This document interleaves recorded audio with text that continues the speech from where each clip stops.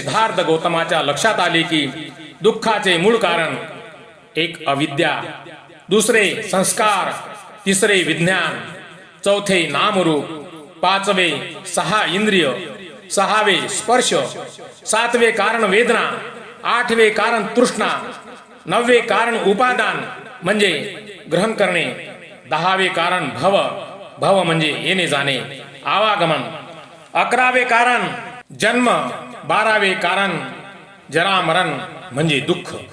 दुःख उत्पत्तीचे कारण तर मिळाले.